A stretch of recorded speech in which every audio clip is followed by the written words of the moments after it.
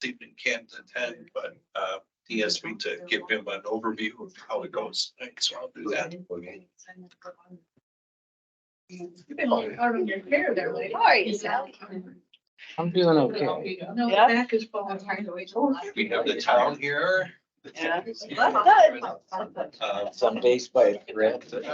Since I'm on the library board, I think the library is represented. I said, I'm broken, I'm exhausted, which means we had a great wedding for our daughter. Yeah. No, I was telling Debbie, my mom and dad had been sick, my dad was in the hospital. Right, right before the thing, so it was just like, are you kidding me? I told my sister, I said, you have to come take care of them, so I can't do it. Yeah. 4 or 5 days before. So the purpose of this, the purpose of this discussion, in talking with the overlapping taxing units, this isn't a public hearing so much as it is an informational exchange, right? Where the state statute prescribes that once a year, a CRC gets together with all the overlapping taxing units and says, here's kind of the finances, here's what we're doing with the money, and here's how it impacts you. So that's hopefully what I can get across to you today. Answer any questions, and where I go wrong, Karen will correct me.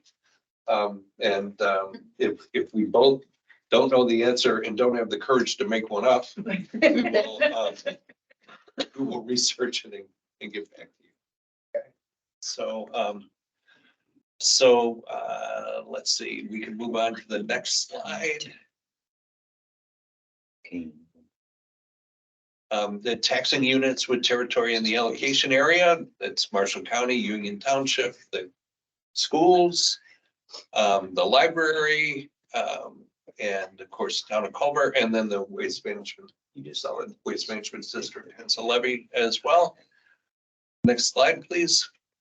The budget information for calendar year this year, we anticipate collecting about $559,433 about.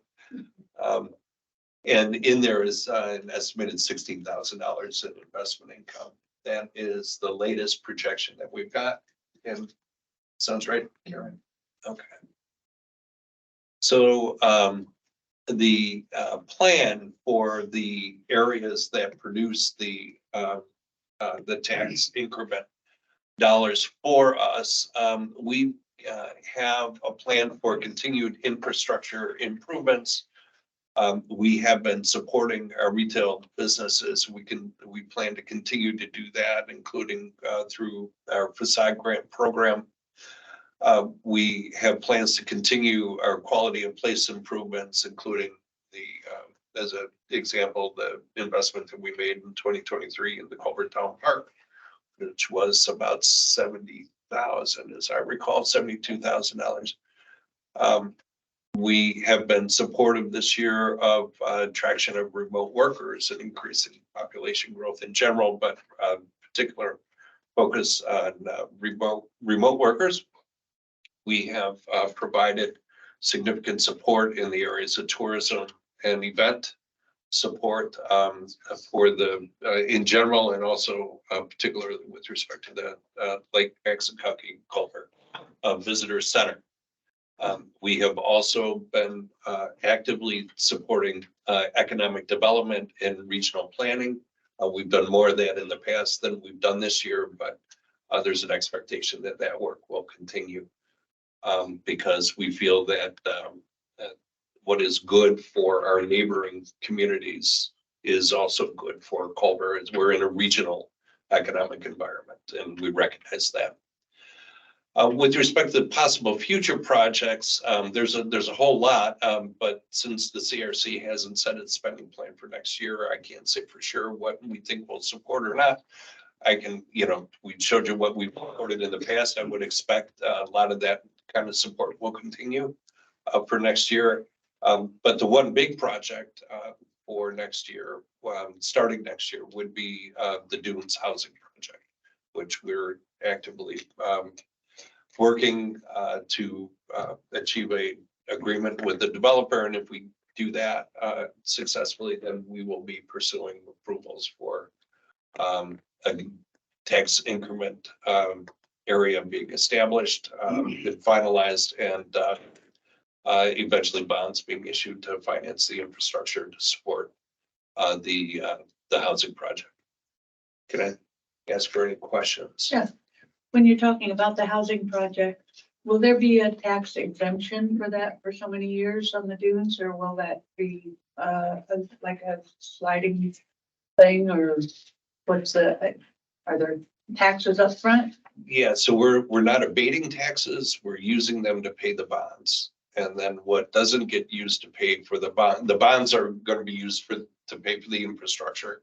The taxes that are generated from the houses, once they're built, will be used to pay off the bonds.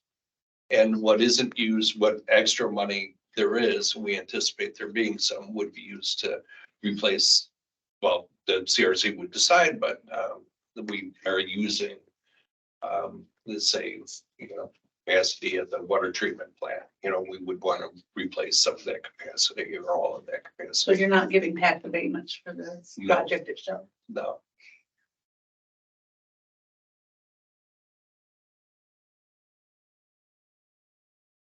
Question. Well, this is going swimmingly. All right, let's go to the next one then. The positive impacts from our investments in the CRC, we like to think is that there's increased retail sales. We feel there are more visitors and attraction to additional workers into town. The population growth would increase the school population as well as increase the overall tax base. I think a fair example of that would be the paddocks, the support that we gave for the paddocks and the Sand Hill Farms development. How many additional kids do we have from there? 25-ish. 25 additional kids in the school from that project, which was supported partially through CRC. CRC can also own some of the improved and enhanced quality of life in the town. A lot of the dollars have gone towards quality of life assets. Trails. So just to give you a feel of where the share is of the money. Now, this doesn't total $559,433. It actually totals more like $528,000, but I just thought I'd give you a feel for it. At the current tax rates, the money that we spend, 2,100 of that would represent, and I'm going to explain this in a little bit more detail, but money that at the Union Township tax rate would be $2,100. The school, about 18,000, the town, 206, county, 113, library, 27,000, solid waste district, 4,000. The school is correct. That rate doesn't look right. Saying 5 cents, right? On 100,000. That's without the referendum. The referendum's independent. Correct. That Should be like doesn't seem 43. The decimal point's wrong. Oh. Isn't it? I don't know. I've got it. Could be. It's basically saying 60 cents for every $100. It is saying 60 cents. Well, no, it's not. No, It's saying 5 cents. It should be six. Oh, yeah, 60, yeah. Say Or 6 6 cents. cents. 6 cents. 60 cents is including the 17 cents referendum. Oh, I could have transposed a number or something. Very likely. Okay. Let me double check it. Yeah, Got the it. total All right. For 23. 300 and just under 400,000. Our total tax rate is 64 cents, so 17 cents of that is referendum. See And the again, rest is that. full tax rate is, 60 to be about 47 cents. Yeah. really. Depending on which year you're talking about. I know this is from 2022, 21. I don't know where you got your, of my current tax bill. Oh. Just pulled the rates off my tax bill. Okay, after current tax, okay, Yeah. so 2022, 2022 payable in 2023. yeah, so that's probably correct for 2022, but 17 cents of that number. So you take 17 cents off of that, so yeah, 40, 30.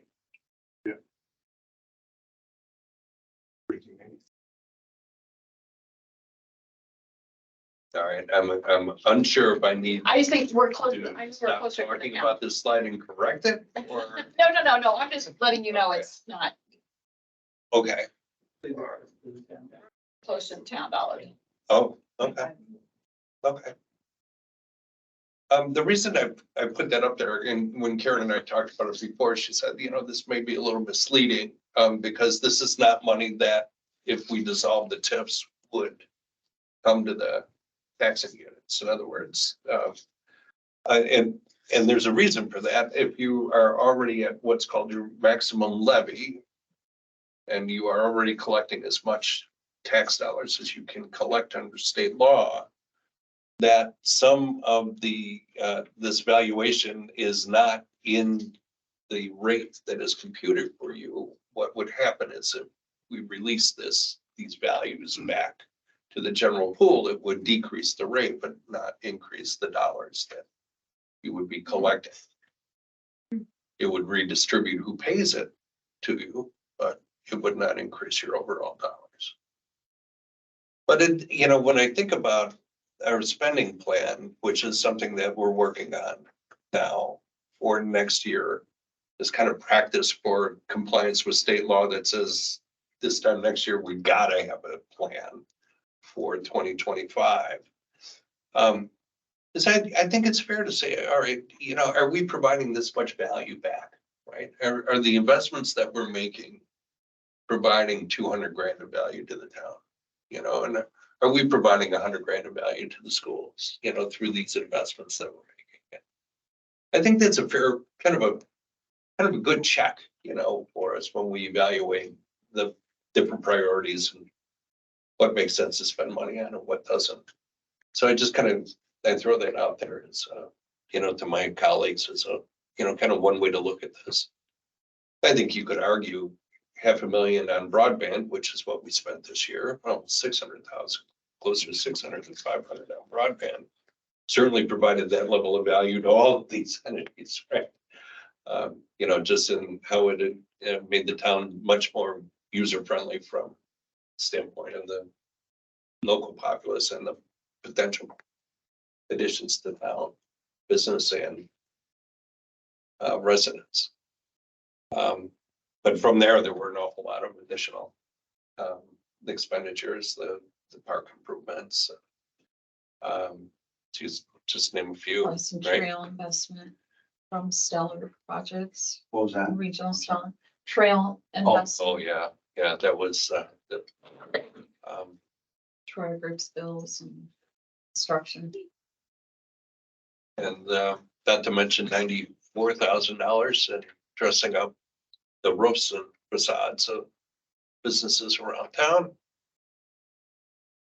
Okay. So next slide then, please. I think the last slide, right? That was it. All right. So that's what we're required to talk about. Now we can talk about whatever you want to talk about, or we can all go home, or some of you can go home. The rest of us can start our regular meeting. Next questions. Can you explain to us exactly how the TIF works? I know that, just like the dunes, the dune area right now is not in town limits, right? Is that the township area? Part of it, I believe, has been annexed. Or has it been annexed? It's been annexed, Been annexed. and not all of it is in a TIF though. We annexed, what, 2010? Yeah. Through up to the Howard property, which is the one right across the street from the cemetery. Then the toy barn parcel got annexed last year, or this past year. Here was that Karen? Last year. It feels like blur to me, but So basically, once it's annexed, then that is town taxes. So tell me, how does the TIF then involve the township? If if nothing in that TIF is in the. Well, I think residents of the town contribute dollars to the township through their property tax bills, Yeah, right? And Yeah. so the property taxes on that vacant land today, some portion of that tax goes to the township. okay, And then once something is built on it, if we do create a TIF there, any increased value from the current level of value would no longer go to you. It would inure to the CRC. it would then go. Yes. But only that part of the increased value. What 20 years. for 20 years, thank you. Well, 25 years 25. for the commercial part, but there's some 20 years in a part for 25. But the part that you're collecting on today, the value basis, today you will continue to collect at that level. Way down the road, you'll collect a lot more Unless they reach it. unless they tip, yeah.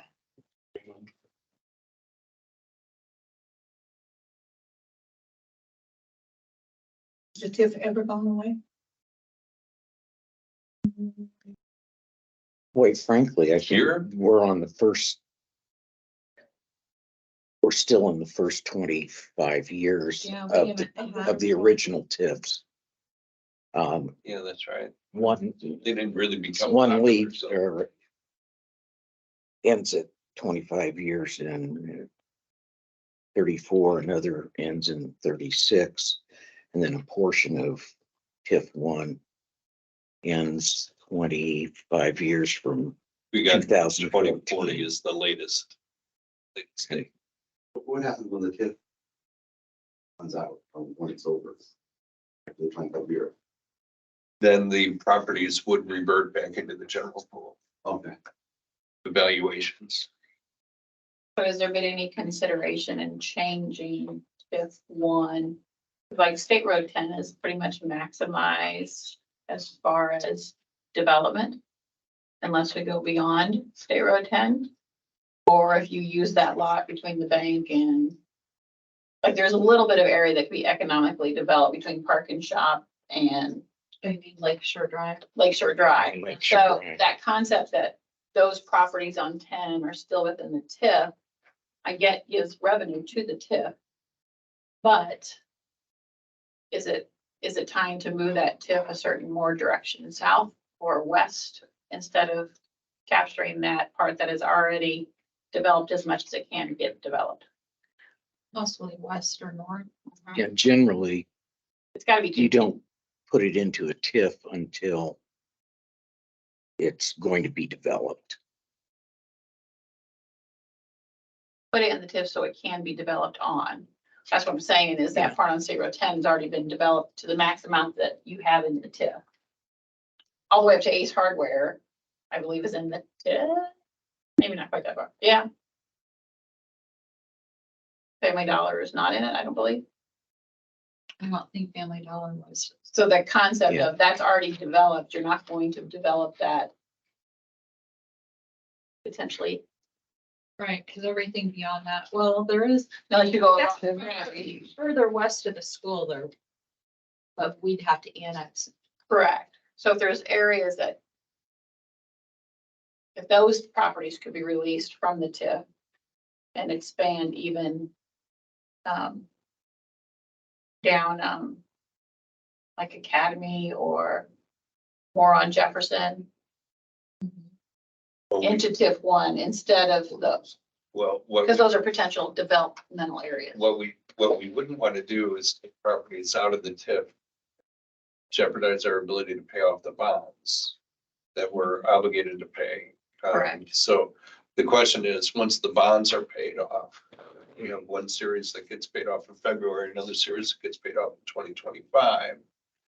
What do we do? I think most communities just keep it tipped. Because it helps with, most communities are spending TIF dollars on infrastructure development. Utilities, expansion, growth. But you can only develop within the TIF boundaries, correct? That's why I'm saying As long as it, expand beyond. as long as it benefits the the You town. don't have to be in the TIF boundary to develop. There is a, if you define a TIF, there is a, area that you define as going to receive the TIF funds for development. That's But- why you have to form that economic Yeah, development. But group. it's loose enough that you can make an argument that the area of town would see benefits. For instance, a school, you could spend TIF dollars on the school, even though the school's not sitting in TIF, because education benefits people within that TIF. Last 2 And years, it's state. last 2 years, the state has loosened up the definition of what that money can be used for. That's my misunderstanding. I always thought what you were going to develop had to be within your TIF boundaries. There might have been a time it was that way, but. It was more, yeah. It was, and they, Maybe it was working around that. yeah. But you have, Already. and you wouldn't want to move it until it was ready, when the life starts then. So if it was potential to be developed, the clock's ticking and nothing's being done. So you wait till it's actually a project's going to start. So what I'm saying is until those other areas would be potentially designated for Yeah. development. I just know the property next to the school, that was a potential development. It was not in the TIF. And now it's being sold. So is it better that that would get developed? If they decide to develop it, then we would probably, since it's been annexed, add it into a TIF. You know, go through all the steps where you designate it as a redevelopment area. Or Well, you would never be able to do that unless it was a TIF 3 because you couldn't get it contingent of the other two TIFs. No, you're right. There's Yeah. boundaries in between there. So you'd have to go down Academy Road or up Blake Street or up. Down 10. If it started at State Road 10 and went back, but if it started at the edge of the paddocks, which this original one was going to do, and go north, then you could add it into that TIF. But they have to be contiguous, yeah. Thank you. You can also make a Yeah, road, they're giving you the good stuff. you can make a road part of the TIF to create contiguous. Because we have areas where it's the road itself, it's in the TIF connecting parcels that might have Oh, you non-TIF can? parcel. I didn't know you Silver could. Yeah. has a TIF that right down the center of 331 that connects to non-contiguous parts, but because the TIF is designated going down the center of 331. You can see it on our map that I we know, have. that's where. We did do it, that, the last update we did to the TIFs with Phil Fasunda and.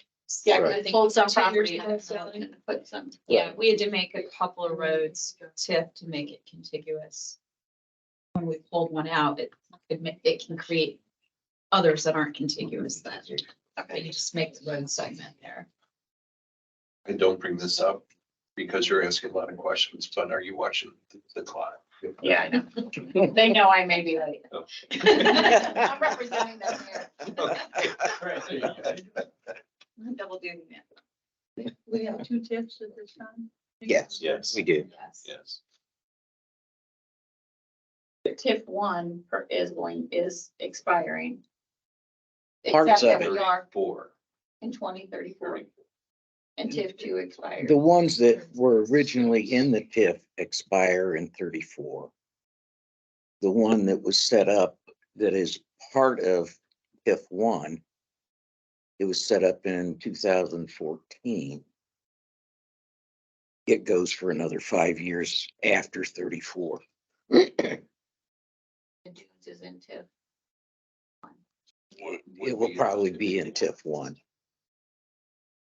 But it's But that like, clock starts for that area. yeah, and what it is, anything that's put into, in a given year, that no matter what TIF it's put into, it has a life that expands or extends for 20 years from the date it's put in. That's where it can show that. Yeah.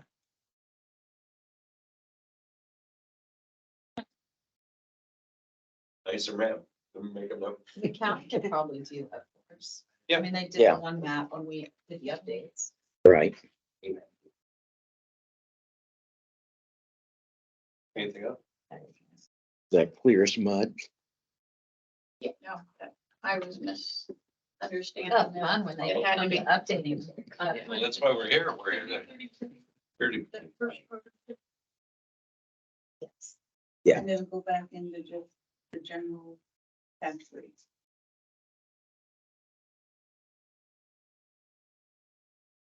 The assessed value Never go goes- back into it. doesn't. It doesn't change. For the Will pictures. Any other questions? How did we do? Okay? Everybody happy? All right. So in that case, I'll close this part of the discussion. All right, thank you very much. We're done. Thank you for explaining. Yeah. As you're planning your project for next year. Think heavily about putting a restroom in the park. Amen. Yeah, the porta potties are all I over. mean, for renters that have it on weekends, they get bombarded with people wanting to come in and use the restroom, whether they have it rented out. And it's, that's kind of a. You wouldn't want that if you had it. So I mean, Okay. I've always wondered that, why, I know they said it's gonna be very costly. But I think it definitely needs to have a restroom there. Thank you. Around by the Western. The porta potties are kind of ugly too. They are. You know, Okay. Thank you. Amber's gonna high five you on your way out. Yeah. I'm not because I don't know. I don't. She's gotta maintain No, I do not. Stories from public restrooms, yeah, horror stories. They're not. Yeah, it's a lot to maintain and manage and keep up and vandalism and, yeah, a lot of very cost effective, yeah. Costly. Yeah, so, yeah, go talk to our folks at Plymouth Park Department. Yeah. They would tell you don't do it. Everybody did tell them that you can. We'll see you then, all right? I'll try not to hit it. Yeah. That's exactly what. Yeah, exactly. Have a good night. Stainless steel. The sinks, even, right? Yeah. Yes. Fair enough.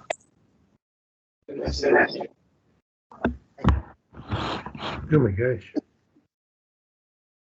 Technically there.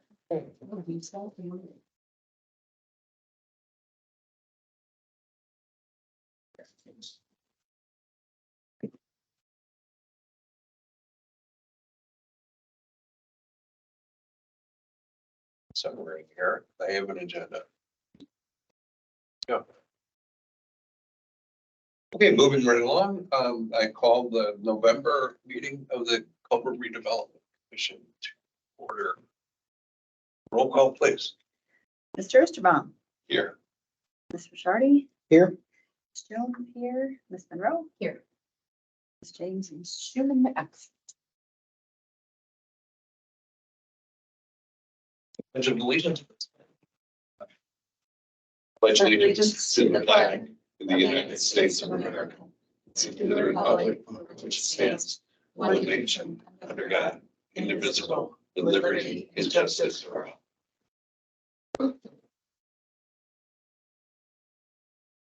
We've all gotten a look at Sarah's fine work. Spelling. Motion to approve. Second. Do I hear a second? Second. Second, all right, so motion by Ms. Monroe, second, Mr. Charity, and all in favor? Aye. By saying aye, any opposed? Okay, the minutes are approved. Thanks again, Sarah, for a really nice job on those. Thank you. Captured a wide-ranging discussion there A very lot. well. Yeah, Okay, you earned your money. so we have a financial report that Karen provided to us. You've all had an opportunity to take a look at it. Karen and I actually made a couple of tweaks, nothing that is significant. All the spending was in there. It's for format presentation purposes. but I will entertain a motion to approve the financials. Motion to approve. All right. I'll second. Okay. And all in favor, please signify by saying aye. Aye. Any opposed? Got the October financial report approved. Old business, dune status. I'm gonna turn to my partner in crime here. Martin, Sedbury. Colleague Kevin Mr. Town Manager Kevin Dante will give us an update, please. Sure. As many of you may be aware, we suspended the planning calendar last week, put a pause on it so we could understand and get some time to have a conversation with the developer concerning the bond issuance. Couple points that we needed to discuss with them specifically was the interest rate, as well as the way the structuring, the disbursement of that bond was going to transpire. We did have a fruitful conversation, and I think that we have arrived at an understanding that's going to be more beneficial to the town moving forward, and in a sense, account for a lot of the concerns that have been voiced within that bond structure. Accounting for the size of housing, the development, the stages, things as such were discussed during that meeting. I'm waiting to hear back. I'm going to have a phone call, a conversation tomorrow with Bert Richardson, and just to confirm that we're moving forward. And we do have intention of reinstating and revising the economic planning calendar. We'll be publishing that. It should be forthcoming, I would say, a week or two, once we confirm with the developer that we're status go. Other than that, we did receive some preliminary information as well from MACOG on the traffic study. I received the information in a format that I can actually read. Joking aside, they did a great job. So that it is very raw and very preliminary. And we're going to take a look at that in the next week. Several things that need to be pointed out about that study is, number one, it is specific to a random time of year, and it doesn't account for the fluctuations of traffic that we may encounter. So I do need to inquire back tomorrow with MACOG and Raj up there exactly when some of those numbers were based on. So I can get a better understanding of what we're actually looking at in terms of time of the year. That would be the one X factor unknown that I haven't accounted for. We also voiced several more, I wouldn't call them needs, but areas of investigation. We'd like them to try to project some numbers. And so we should be hearing back in probably a month. I talked to him today. He thinks he can give some information back in a month in raw form. And that's where we are, unless I'm missing something. No, thank you. You're welcome. Great update. I would say there is, I'll open it up for public comment in a moment, Gil. The planning calendar is going to be updated. I've had a request to simplify the planning calendar into a little less legalese, more in a, here's when you get and stand up and talk about this, right, to people that are making decisions on the project. And I think that's a fair request, and Kevin and I are going to look at that. One of the reasons we haven't done that yet, though, is because there's a question in our, not in our minds, but that's outstanding with respect to the review, how much review this project needs at the Plan Commission, and if it needs any approvals at the BZA. We're getting legal opinions on that because we want to make sure we do it right. We've got an initial opinion that says definitely there will be a Plan Commission review of this. There is a question past the Plan Commission with respect to setbacks and the need to have variances approved with respect to the density of the buildings, especially the homes, right? Can they be built eave to eave closer than 20 feet? Because that's the current plan. Does that need BZA approval or not? And if it does, do you do that for each individual of the 92 millenniums, or do you do them in groups, right? Because there's proposed 3 lots or subdivisions associated with the initial, let me say, anticipated plat application to the Plan Commission, which has not yet been made.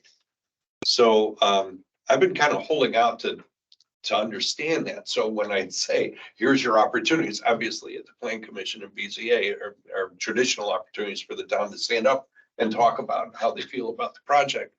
And I just want to let you know when and if those opportunities are going to present themselves. And I don't have clarity on that yet. I'd like to, but I just don't. So maybe we put it in as kind of a placeholder comment saying there, or an asterisk on it.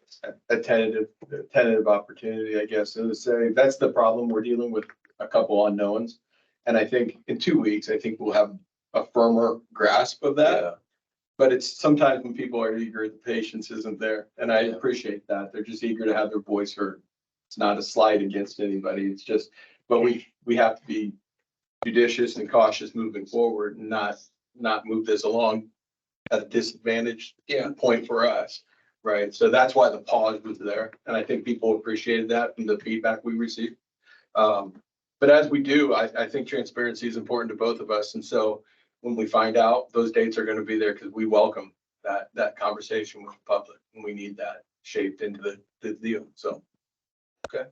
Yeah. If anything, we're going to err on over, explain it than under. So. One thing I think about the zoning, even if the setbacks were in compliance with, like if it were 20 feet for each house in between, I think you'd still have to get the site plan approved for development that size per zoning. It does. It has to go. Yeah, and they'll have to get even drainage approved and certain things that are in our zoning, but also at the state level, there's stuff that they have to get approved. They'll have to go through TRC as well, won't they? Right. Well, that would be the drainage, right? Would be a DRC review, I think. That's generally, It's heading those are toward public that meetings, route no but they matter what. BZA will be the question. Drainage will probably have extra scrutiny because of the wetlands and INM getting involved and demonstrating possibly. We'll have more than normal. A quick question, not to prolong things, but, so once the bonds are issued and the infrastructure is built out, how are we going to service the debt until the development is complete from a housing standpoint? I mean, and how long will that take? Or do we have, or is there a certain capacity, like say 60% built would service the bonds, or does that have to be 100% built? Or so as soon as the tax revenue begins to be collected is when the money starts flowing to pay for the bonds. right? And so there's estimates around that. But essentially what's happening is to a large extent, either the contractor is advancing the fees or is advancing the fees and then getting reimbursed. And so For the infrastructure? well, yeah, It's what they classify as a developer backed TIF bond.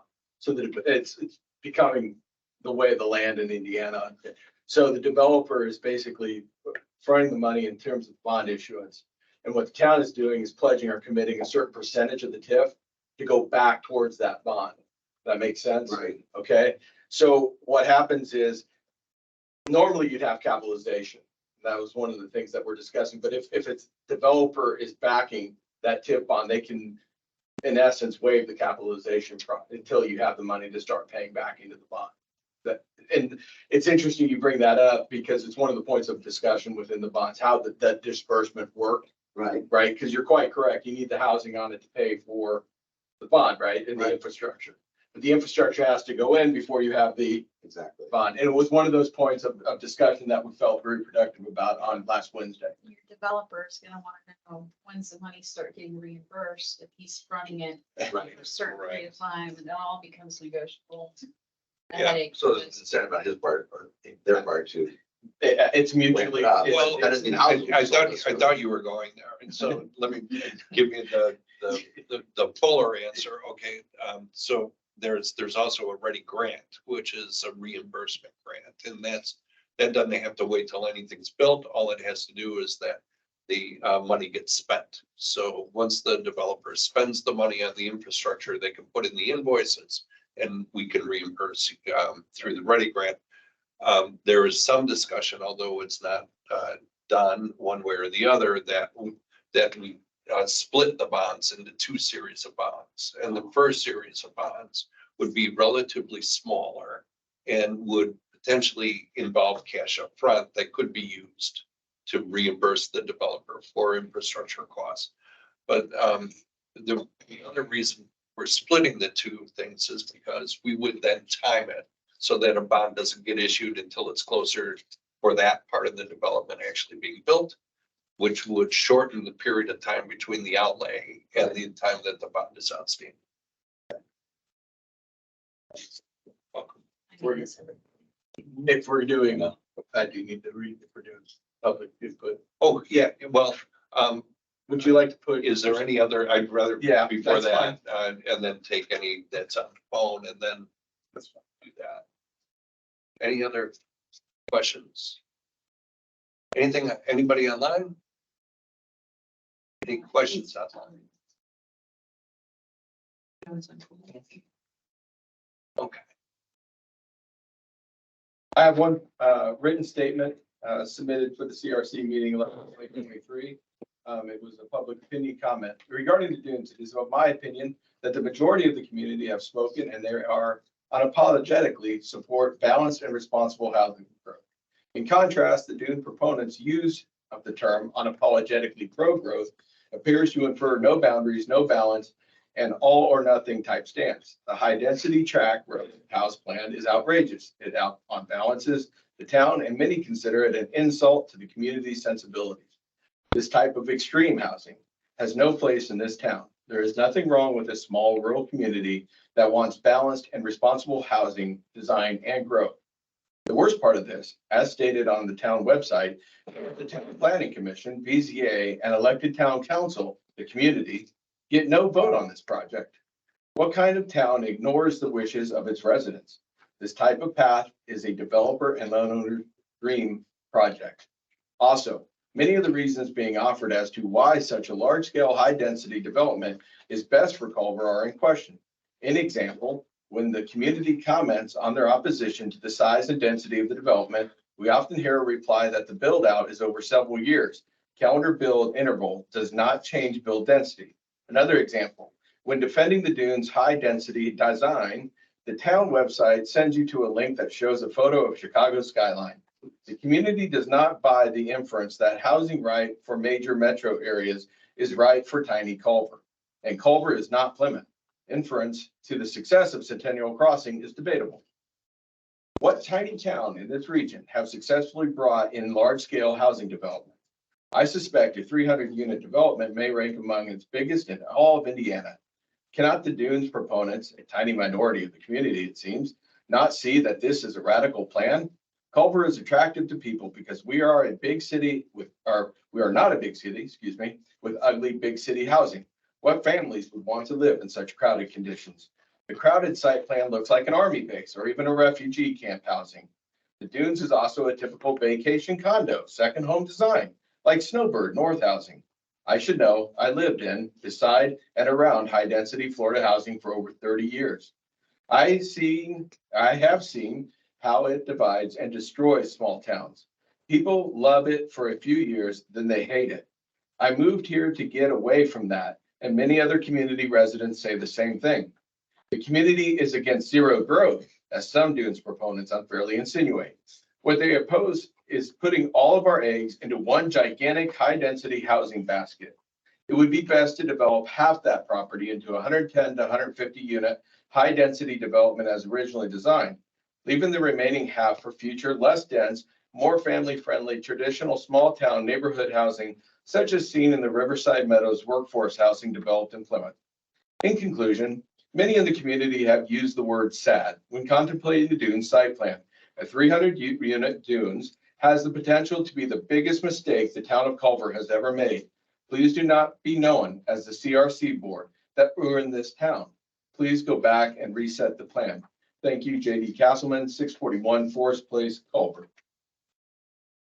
Thank you, Mr. Castleman, for your comment.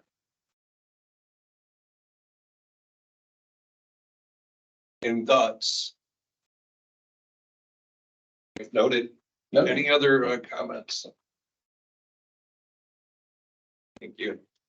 All right, well, let's move along then. Approval of claims, Karen. Yeah, they are. They're also on Yeah, my screen. it's a total of $12,490.58. I move we approve the plans. I second. Christmas lighting is part of that. And then the rest looks like it's for some advertising and then Troyer Group bills for stellar projects. Right. Yeah. All in favor, say aye. Aye. Any opposed? All right, claims are approved, Karen. Thank you. Got together for us. Appreciate it. All right, new business. We have the Culver Lake Maxinkuckee funding request. You know what? And can I move the spending plan ahead of that discussion? Because I think it sets the context for it a little bit better. And Karen, I don't know if you have that presentation either. If not, I'm going to, I will forward it to you. You want to move over here?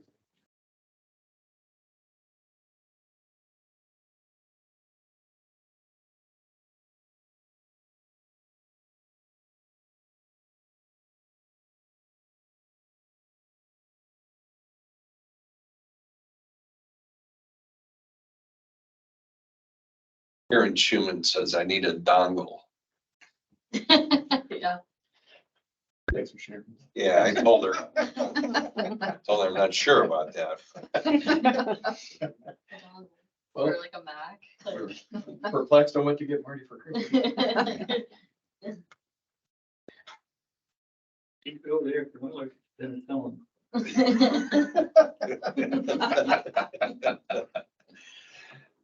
Jackie there. I have mine. I have mine if you need it, Marty.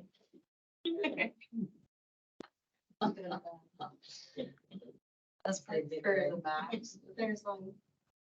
Oh, you got one. Yeah, I have to. It's like I have one at home, but I usually for your don't. Mac. They have the worst, what do you call those? HDMI outputs. or Yeah, Whatever. yeah, They're yeah. terrible. In the history of mankind, Yeah, they do it on purpose, so that They you do. have to spend more money. They go out of their way to find new devices. Yeah. Yeah, Yeah, and then you have to buy the next piece. gosh darn, they're the operating system though. It's you every time, doesn't it, Amber? Yeah, they made, I probably. Sounds like a word.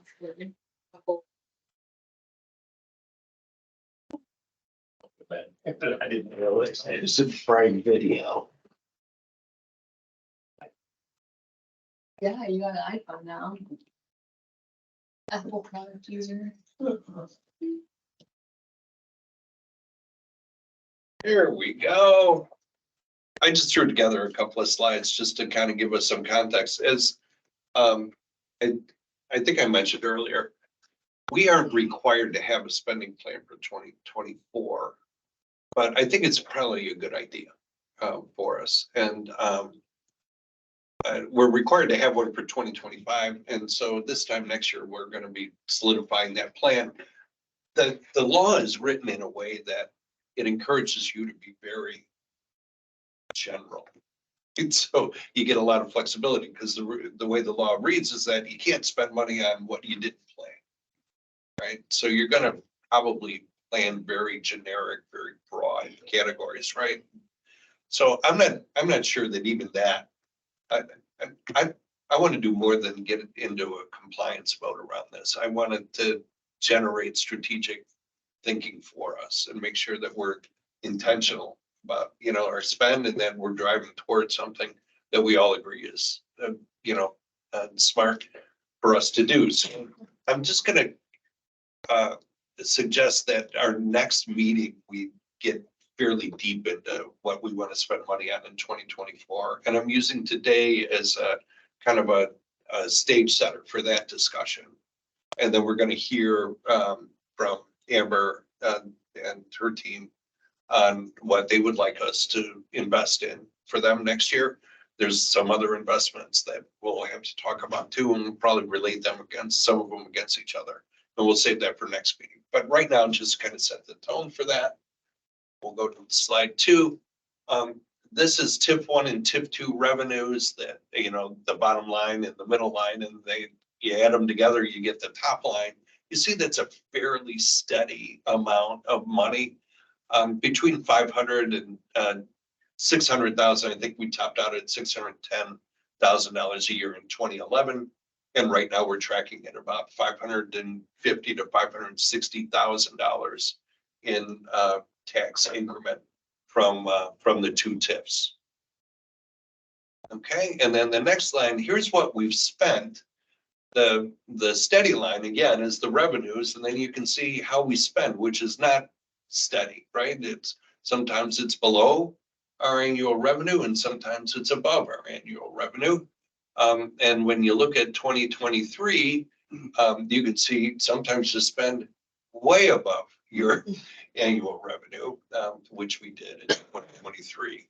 We'll talk a little bit more about that. At the far right end of this slide, you'll see the 2024, and there's a gap right between the blue line and the red line. The red line says revenue, the blue line is money that we've already committed to spend next year on projects, bonds, and related things. We'll talk more about those. So the difference between that delta, that's our discretionary money that we get to spend for next year. If we, to invest, I don't like to say spend, invest next year, should we decide to do it. And we can move on to the next slide. What is that amount? I can't read it from back. Well, I'm gonna get there. If you just bear with me. So this is the money that we've had at the beginning of the year or end of the previous year to go forward. Okay, so in 2017, you can see we had about a little over $1.4 million in total funds. And then that grew up to over $1.6 million, or right at $1.6 million. And then it's kind of bounced around. Now, since 2022,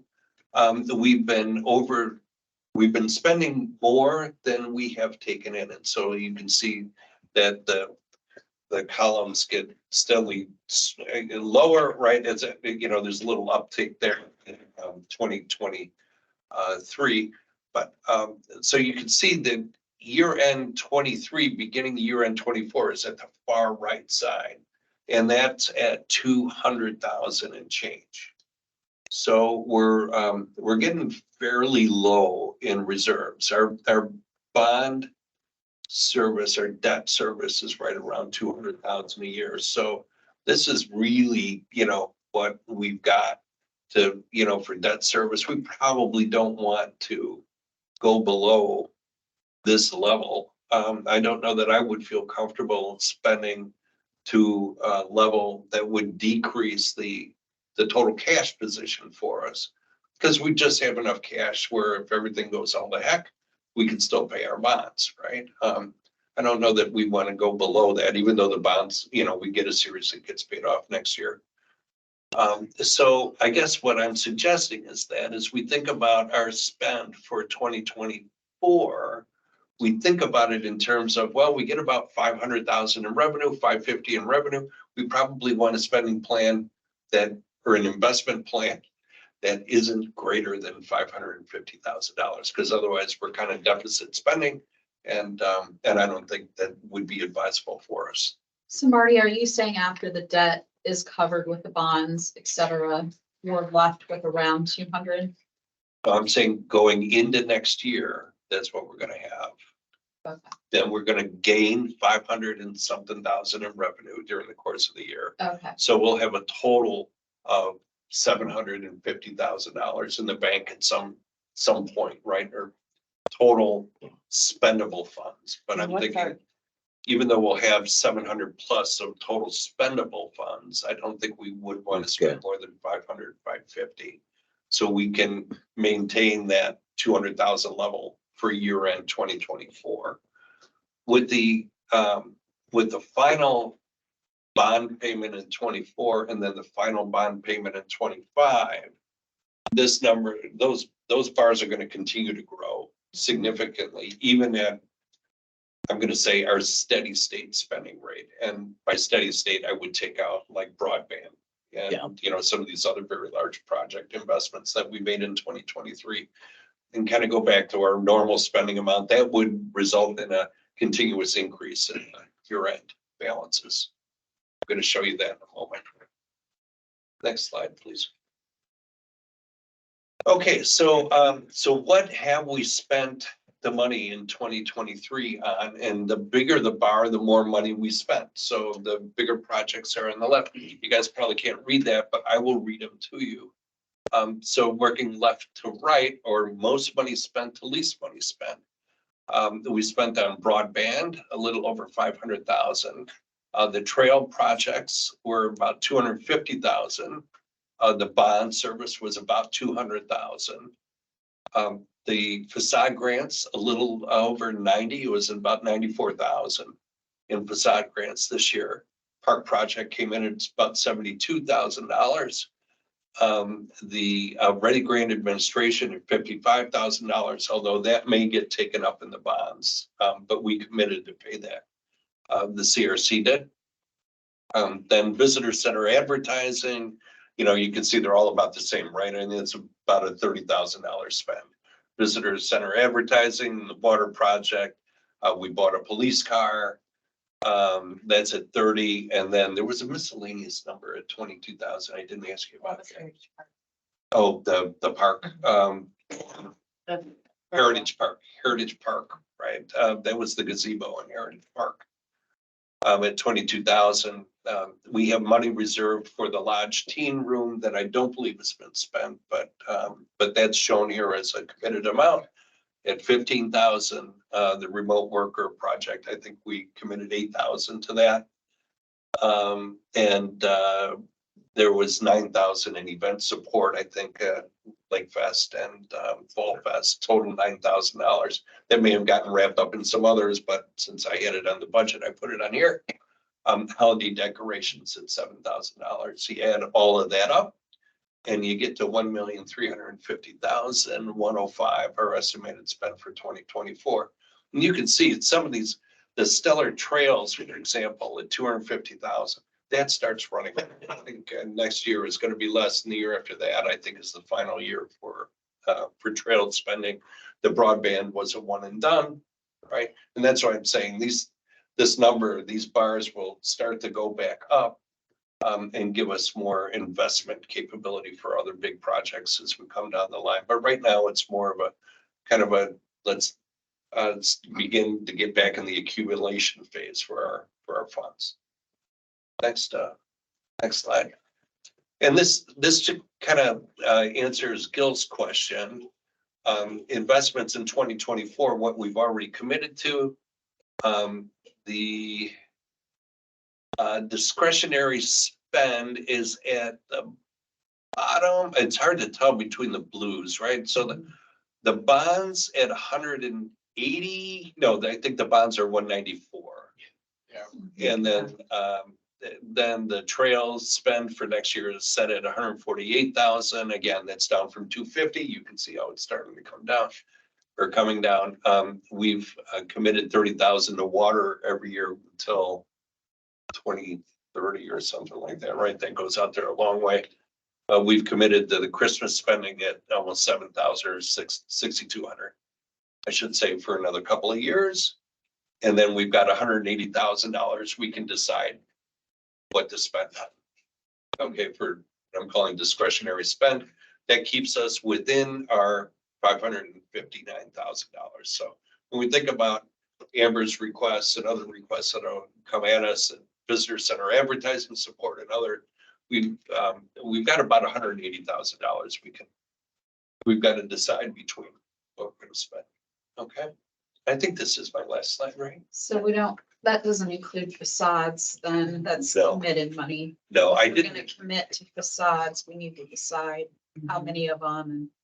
Yeah, it wasn't long ago that we were committed to facades at 30,000 a year, and lately we've been committed at 90. And it's a fair question as to, is 90 still right, or is there a different number, or what the scope of what constitutes a facade grant? Should roofing repair continue to be a facade? What was the facade number for this year that we've spent? 94,000. We did. We went over. Yeah, we bought a lot of roofs. Yeah. Make Only sense one. with the aging downtown buildings and Yeah. aging buildings in general that are. Is anyone aware of any that might be coming to us in the next year? I haven't, For I facade? haven't, And Sally, use the facade. yeah, I haven't heard anyone, requesting. We've had the one request that we approved last month. And, that may fall into this year's and it may fall into next year's, depending on when the paid invoice comes in. But in the past, the way we've normally set 90,000 as the budget for the year.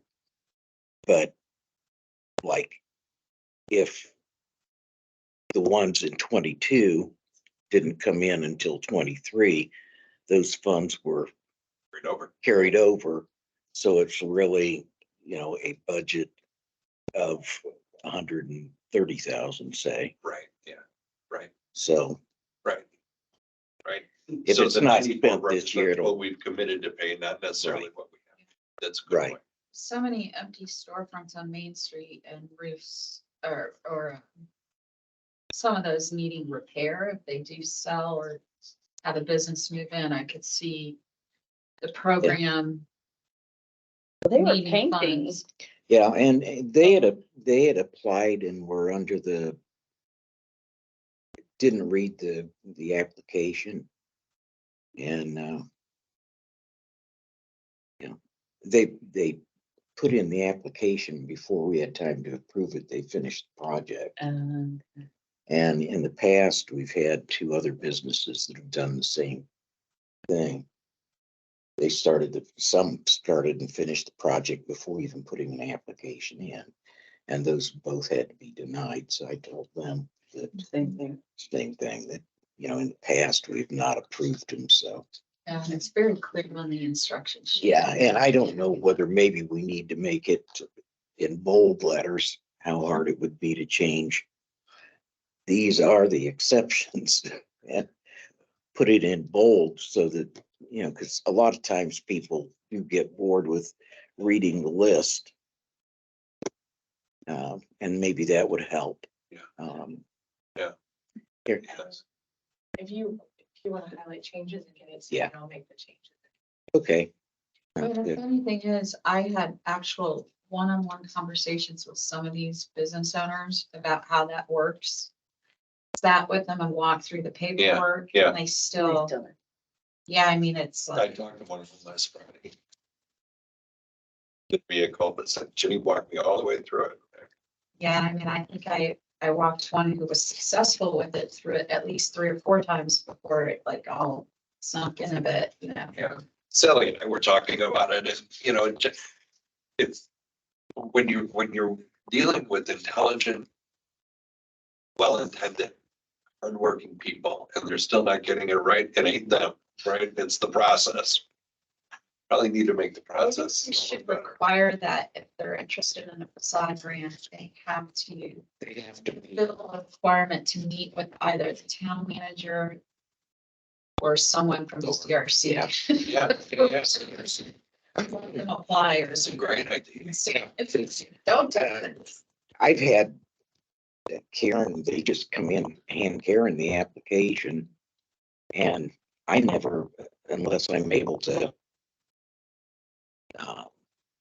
catch up to them, I don't have the opportunity to actually speak with them and Maybe we explain should, anything to in them. addition to report rating, maybe that, I'd like that report. They have to at least have a Yeah. meeting with somebody.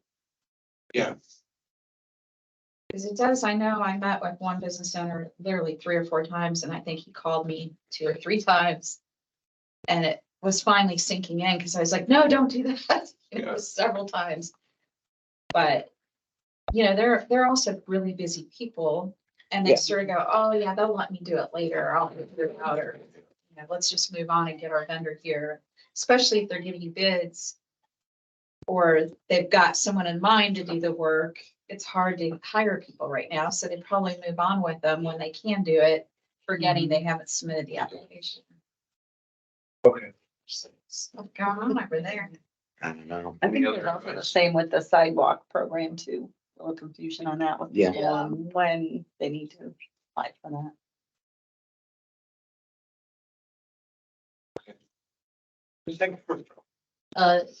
EMS. Like,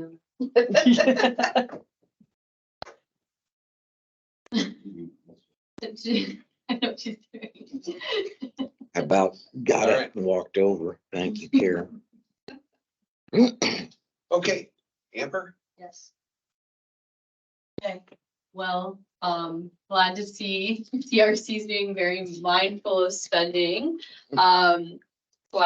We were reached out to kind of start working a little bit earlier every year to start like planning, projects and that sort of things. And hopefully now that, the visitor center, now that we've, hired on Andrea this year, can be a little bit more, a clearer picture in terms of what's being spent on projects and events. So we're not in different categories and like miscellaneous and so on. I don't know if you all want to follow along, you're welcome to. And hopefully, I know Marty might have sent you guys, one out. I've made a few edits since, so there were a few typos, but so in here, it's broken up into two separate sections, with the grand total on the last page. So traditionally, we would come in and just talk to you guys about the projects the visitor center wants to take on. So that's the first section. It's 7 projects total, pretty similar to what we've done in the past. And then the second section is like a wrap up of the events. The reason that's different this year is because the visitor center now organizes and manages all the events. It's one singular person. It's way more clear. So hopefully that clears everything up. To talk about 2023, one of the biggest endeavors we took on was hiring an event coordinator, having someone reliable to put on these events, to have sort of a goal or a mission in mind, as we're putting on these events. And it's a great collaboration with, what I do, the work I do with the visitor center, because we're able to properly promote them and bring in, visitors, which is quite literally, why we exist. So that was a really big piece of it. We are successful in the events that we managed. We had Winterfest, Lake Fest, Fall Fest, and we'll be approaching our Culver holiday weekend here in December. And then, of course, Culver Paint Out. It's a biannual event, so it wasn't in 2023, but we've been working on that partnership with artists and Plein Air Magazine. Looking forward to that event in 2024. The projects, we are able to successfully execute the 8 projects that we presented to you back in 2022. Those included the Travel IN magazine submission, which we worked on with businesses, and kept our events in mind. Completely rebranded and redid all the visitor guide brochures. We had a social media influencer here during 2 weekends, Winterfest and Lake Fest. We put together videography of our events. That was really helpful. Specifically, we focused on Winterfest and Lake Fest, trying to get updated content of these events. So people had, a picture's worth 1,000 words. Sometimes you can promote an event, but if people can see kind of what that's about, that was the idea there. And we're hoping to expand that again. Designed and distributed our 2023 magnets, event magnets. Hopefully you got your hands on some of those. And we are able to hand out Culver promo materials at places where we think there's potential for people to come back and invest, like in our local economy. Culver Academy's registration, that was a really successful one, like the triathlon, and then just like at our general events. So good to be able to farmers markets, be able to interact with those people and answer questions face to face. So for 2024, it's pretty similar in terms of the projects that we want to take on. 7 total this year. Lakes Magazine, that's just advertisements for like our events and things going on in Culver. The video promotion we'd like to have, it was really successful with Chuck Videography, was able to put together. I believe I showed you guys that video. Winterfest, Lake Fest, and then a compilation of like everything promoting Culver as like a year-round destination. What I've been discussing with him for 2024 is to have him come for Fall Fest and Culver Paint Out, and then use that compilation video and include those in there. So it's like we're getting the fall and we're getting September in there, and I'd like to keep doing that until we have it all essentially covered. And then that way we kind of keep the same theme with the videography. He's great. If you haven't seen it, please check those videos out. The links are right there. Event welcome bags and print materials. So these are what we're using at these events, such as registration, triathlon, that sort of thing. Just making sure those promo materials get in those people's hands. The event magnet is pretty straightforward. Travel IM magazine. We did a staycation. The sample is here under Project 5. This year, we're shifting gears a little bit, and we're going to promote Culver through our events. So it's instead of like the girlfriend's getaway and family fun, there'll be like a highlight for each event that we do, because it expands across every season. And then last is Culver events photography. We are able to cover the videography. We are now lacking photography, just images to use on advertisements, brochures, you name it, social media, website pages. I've been using the same Fall Fest photos for like ever. It's getting a little bit too much. I'd love to be able to update the visitor guide brochure with updated photos. And then last, Project 7. Again, our businesses are constantly changing here in Culver. I get so many people reaching out who have businesses in Culver, like, can you please update this for us? Like, Earthworks is now across the street. I mean, like, so many changes. So we'll have to update that again pretty much annually, and we'd like to update it annually and not let it get as behind as it did from the previous one. The map was just so wacky. Having to do it for this year is a really long process, but if we can stay on top of it, it won't be as long of a process to keep up with. So for our projects total, that total is $23,850 to complete all 7 of those projects. I've been in contact with all the vendors, all the graphic designers, videographers, and they've all sent over the contracts or quotes, and we're locked. Like that number is locked in for what we'd be able to complete with that funding. Any questions about the project section? Did we pay about the same amount for Chuck Video for the other? Exact same amount, yeah. Because he's gonna then be doing the same thing 2 weekends in Culver, and then Only this time he's gonna add all 4 yeah, at the end, yeah. or at the end. compile all. Yeah, I'm pretty excited about it, to see it all come together again and keep adding in different seasons. I think it'll be pretty cool. If there's no more questions about that, so the new component to this request, however, I hate to call it new because it's something you guys have been doing. We're just adding it all into one. Is just getting a compiled version of events and what funding we need to utilize. Andrea can speak a little more on behalf of the specific funding that I'll request. Yeah. So what we've been doing, we've come to you, I know I've come to present like the different festivals, and a lot of what we ask for is through advertising for the festivals, through our programs. I have our Fall Fest and then our 38th annual Lake Fest program, which you guys helped us to create this. And then I have the proof of the Lake Fest one for this past year. It was just so hot. Everybody wanted one. I could only find the proof.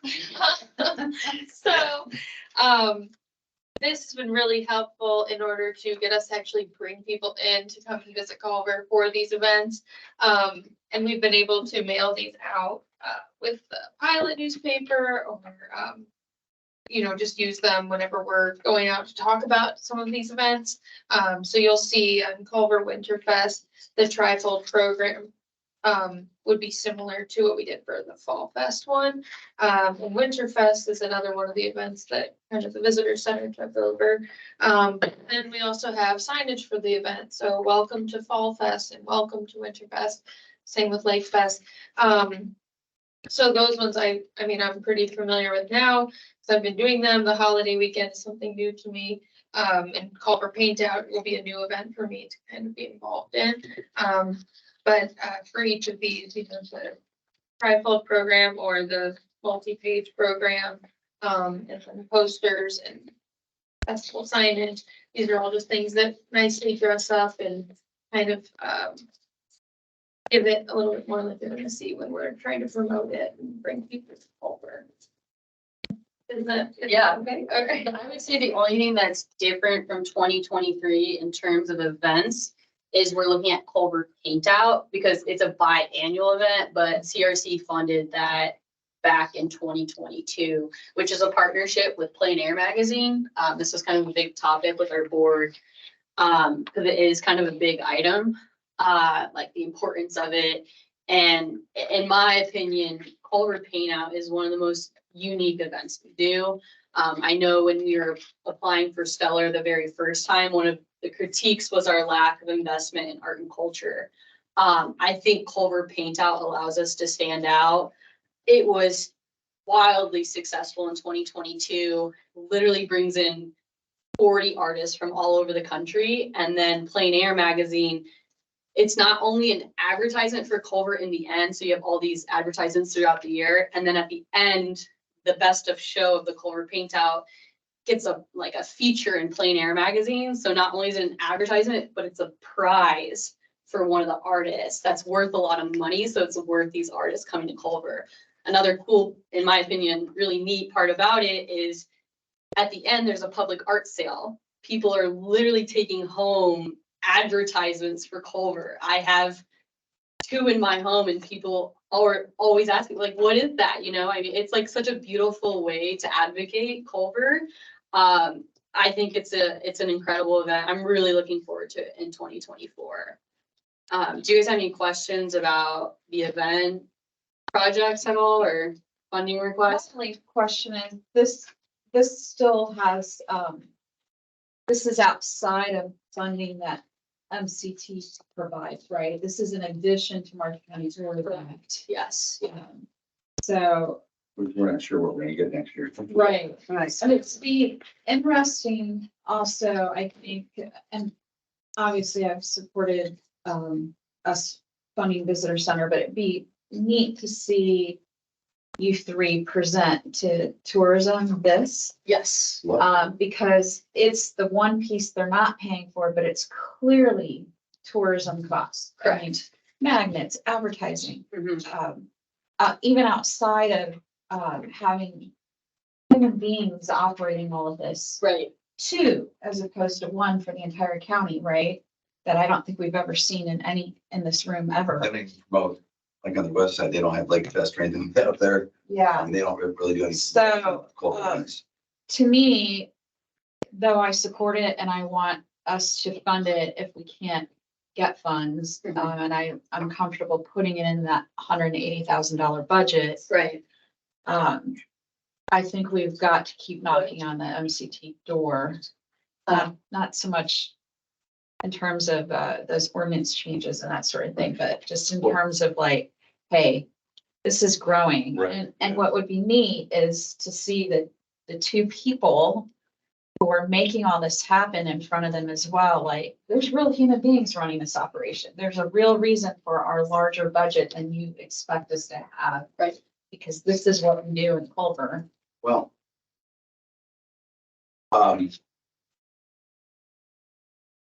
Ideally, we would have everything funded with Marshall. Yeah. I mean, that's our end goal, is take it off the CRC shoulders. And, because as you know, we requested 100,000. I think this year we're trying to get 120,000. And last year we got 45,000. We got 40 and then they gave, not this year, but the year before, 5,000 to Lake Fest. Or no, this past year. And, I don't know if everyone's aware of the whole situation, but they took in $570,000. They gave us 45. I don't sure know who else is asking for money. Besides Blueberry Festival probably, but I mean, we certainly don't think we're getting our fair share.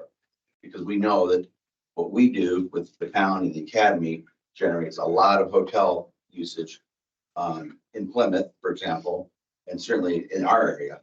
And this is sort of like our request to CRC. I think of it as a bridge to the long-term goal, which is have Marshall County tourism, our tax dollars, Yeah. giving back to us to promote tourism, which generates more tax revenue.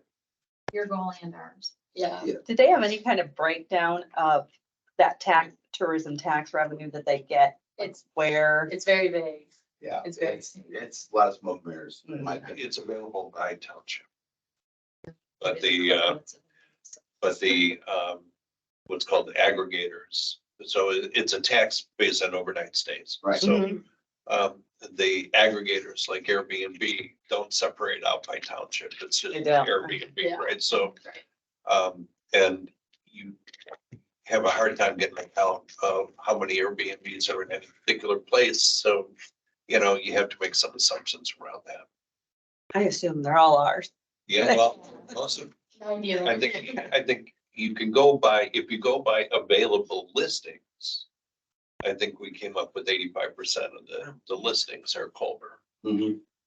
Those are the ones we know about. Yeah. There's Right. probably a handful that no one really knows they're renting that way. Well, and there's an awful lot, well, too, that don't Right. go even through the aggregators, Yeah. right? So, I've been remiss in not asking you to, state your names and positions. Yeah.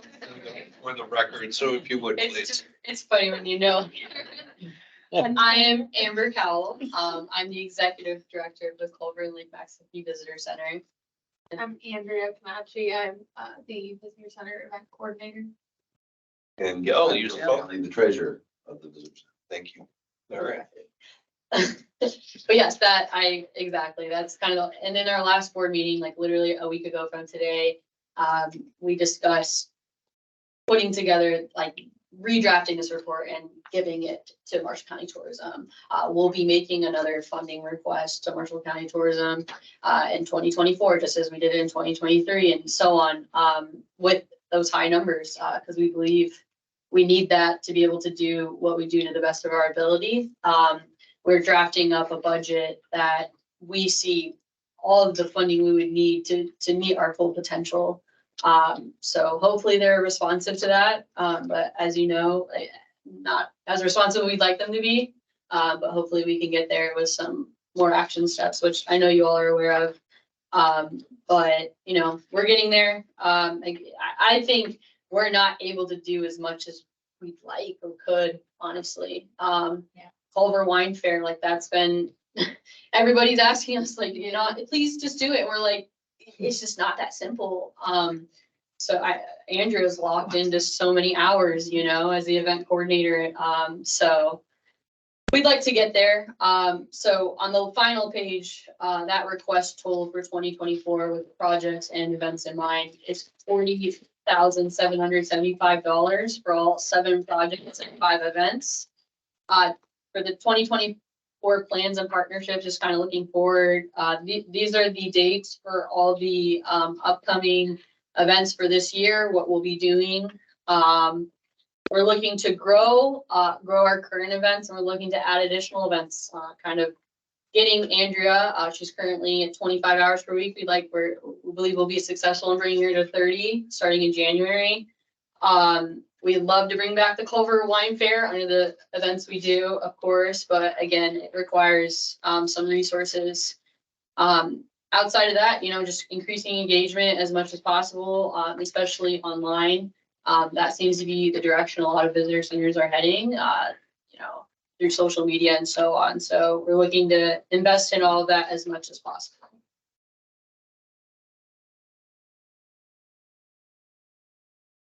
Are you tracking metrics associated with any of this hits and Absolutely, like yeah. that. In terms of social media and, so. website visits? Yeah, we get, I get a review, like a recap, from like clicks in terms of, you know, just people who search us on Google and actually make like a click, to us. A website, I will say our website numbers are up way more this past year because we put all these events on our website. There's been a drastic increase with the engagement of the visitor center website, which is great because if you go there for an event, oh, like, let's click on dining options, like, let's click on lodging options, like, while I'm here. And then, of course, social media, there's all sorts of analytics that I can get you numbers if you're interested, but they definitely speak for themselves. We've had a massive increase. I think it would be helpful. Yeah. To try to relate these investments and Absolutely. and results. And I appreciate the professional president. We've never had it all in one place before. Yeah. So thank you. And just a couple of points of clarification, the increase in Andrea's hours, 25 to 30, that's not paid for out of these. No, that's not. We did have will be coming a bump, and what is, given to us for operational funds. So that's. These are not related. This is not operational. Yeah. And then, for the paid out, I remember Plein Air magazine giving us like this super duper deal with spreads and everything like that. Are they offering something similar? this Yeah, time? yeah, they are. So, I mean, it's essentially, I can go deep into it. I have like the quote from them. No, I was just curious if they still had a good package. Yeah, for the investment. the only increase from this one, so the last one was 5,000 with that massive, gone up a little bit, but of course it has, everything has since 2022. But we're paying $725 more than we were in 2022. But in addition to what happened in 2022, we're getting a, what's called the Ultimate Guide, a feature in that, which comes out the first, we weren't as organized last time. It was our first one, but now we kind of know what to expect. We'll be hitting the first quarter magazine, which is what all the plein air artists pick up because it's the first one, and there's a They schedule. giant calendar of all the plein air events, and we're on it this year. So that's the difference, but I think it's worth the probably $500. So now it's on everyone's calendars if you're a painter and you're looking to travel throughout the country this year and sell and paint. Terrific. I think what's interesting is some of these events are becoming more self-sustaining because a lot of this cost is really advertising and marketing. Yes, yeah. And you have both. That's all right to Andrea, yeah. These events more self-sustaining, and yeah, it's awesome. Yeah. We've used some of the income or the revenue rather. I want to go use the word income or expense for not profit. Some of the revenue from Lake Fest help paying this Hours. yeah. Yeah, we're like at that point, we're getting. Yeah, it's like you More have to sufficient. try to make money to pay the operation costs. Exactly. Where the other dollars can pay. them. We're hoping we can get to a point where they are more sustainable and self-sufficient. We're getting there. We're figuring out the equations to make that work. And Andrew's been doing an incredible job, like soliciting, kind of figuring out additional donors. She does a really good job with those letters. So, We take in a lot of donations yeah. from the community. It's great. It's getting harder though, I will say, like, I think our town is like, we've had to decide, okay, who are we asking to donate to Winterfest versus Lake Fest, rather than hitting up the same people over and over again. And then in addition to that, researching other sponsorship options. Like today and yesterday, I was working on that a little bit. Because, we don't have people here all year, and it's harder and harder in those winter months to find sponsors. There's a lot of nonprofit competition too. Yes, Yeah, we could send out a general solicitation letter for Fall Fest, but we figured. yeah, we're. Going out, I mean, we've been doing this. Office Yeah, gets a little bit of a hit, but we make it up. I feel like this year I got more of those letters than I ever received in Culver. Yeah. Various nonprofits. Well, I commend you on your strategic approach. It's very clear that you're much more strategic in approaching these things than with the addition of Andrea. And Gil, just as a point of information, I don't think the tourism funds support Blueberry. No, they don't. They're self-sufficient. All right. Yeah, It's quite profitable. yeah. They, My bad. In For the fact, record, my bad. You would. but it makes even. It more makes it even, case, makes it even. Yeah. more of a Question as to why Where is it? more of it doesn't. They were a little more forthcoming I would know that, I guess. Yeah. They're very vague about everything. In fact, when we got, they gave us $40,000. But they didn't know they gave another 5 for Lake Fest, so they didn't know what they're doing there, but, when they sent us the letter for the 40, they said, we don't want to get any letters from anyone in Culver, basically, for anything. You pay everything. It's like, well, will you tell me what you're paying so I know, so I can budget? When you're giving money to a triathlon I don't know about it. Yeah, it was even like, so if Dan and you Right, approached them for his triathlon, right. they expected him to work through them. Exactly. Yeah, they were like, then people, and we're like, we don't want to administer that or turn down. Like if somebody else outside of us wanted to create an event, they should have every right to acquire funds on their own. Like we don't hold the pot and distribute it. We just want to be sufficient for what we're doing right here. Yeah. But Well, thank you. How their board is structured, or is there representation from? Oh, boy. Loaded question. Okay, never mind. I'll talk to you about it We have- later. I know a lot about that. Okay, I'll get that later. Yeah, We'll open that can We have had and continue. Continue. That's Okay. coffee and a lunch. Okay, thank you. Thank you. Appreciate it. We'll take Yes. that under advisement.